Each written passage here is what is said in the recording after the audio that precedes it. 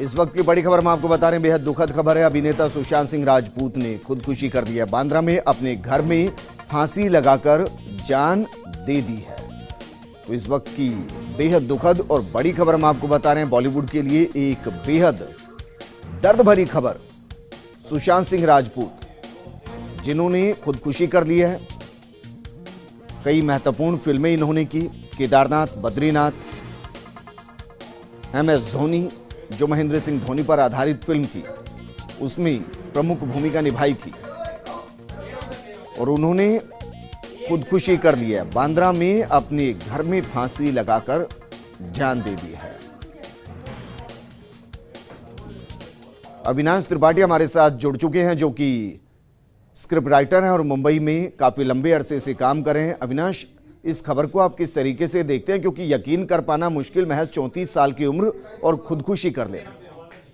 जी, बेहद आश्चर्य हो रहा है और मुझे बहुत दुख भी हो रहा है, क्योंकि मेरी भी कुछ बातचीत चल रही थी और मैं बेहद सदमे में हूं कि एक ऐसा कलाकार जिसके अंदर न सिर्फ बहुत शानदार प्रतिभा थी अभिनय की, बल्कि वो एक शानदार डांसर भी था और एक कंप्लीट एक्टर की तरीके से पिछले कुछ दिनों के अंदर उन्होंने अपना विकास किया था और टीवी से यात्रा शुरू कर और बहुत तेजी से वो फिल्मों की तरफ बढ़े थे और फिल्मों में भी बड़ी सक्सेस मिली थी। एक ऐसे व्यक्ति को जिसका कोई सिनेमा बैकग्राउंड नहीं था, जिसके परिवार में कोई सिनेमा से जुड़ा नहीं था, एक ऐसा शख्स जो खुद से अकेले मेहनत कर और सीढ़ी दर सीढ़ी चढ़कर सफलता के उस पिनाकल, उस चरम बिंदु तक पहुंचा था और जिसके अंदर बहुत संभावनाएं थी। वो ऐसा क्यों कर सकता है, ये बेहद आश्चर्य है। मुझे लगता है कि कोरोना और दूसरी बहुत सारी वजहों से जिस तरह की नेगेटिविटी फैली है, और शायद वो एक कारण हो सकता है। बाकी चीजें तो धीरे धीरे वक्त के साथ पता चलेंगी, लेकिन मुझे लगता है कि आसपास का तनाव धीरे धीरे हम कलाकारों के अंदर कहीं जा रहा है और ये बहुत घातक है।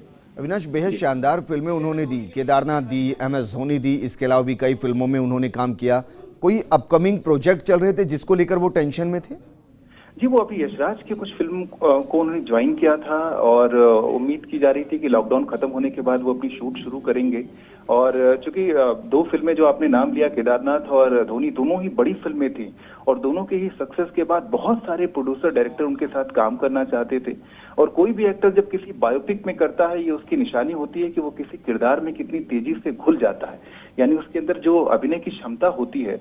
और किसी जीते देखे हुए व्यक्ति को जब कोई आदमी उसका बायोपिक करता है तो वो उसकी कमाल की अभिनय प्रतिभा ही होती है, तभी वो उसको आत्मसात कर पाता है। तो ये सारे गुण उनके अंदर थे, जिसकी वजह से बहुत सारे उनके पास ऑफर थे और कोई ऐसी भी तनाव नहीं था कि उनके पास कोई काम की कमी थी और जिसकी वजह से कोई आर्थिक परेशानी हो या वो उस तरह का कोई तनाव हो।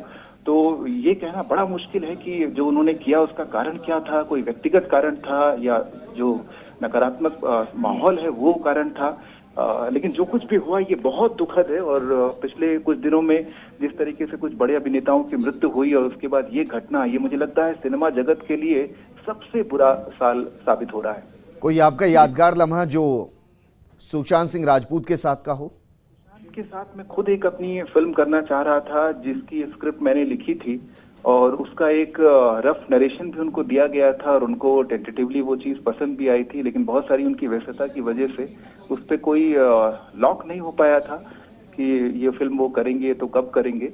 लेकिन एक बहुत प्रतिभाशाली एक्टर, मैं बार बार ये कह रहा हूँ, जिसने रंगमंच से भी शुरुआत की अपनी, नादिरा बब्बर के ग्रुप के साथ काफी सालों तक वो जुड़े रहे और उसके बाद बहुत सारी सीरियल करने के बाद और सिनेमा में पहुंचे बिना किसी बड़े गॉडफादर के, ये जो सफर उनका रहा वो इतना कमाल का सफर था।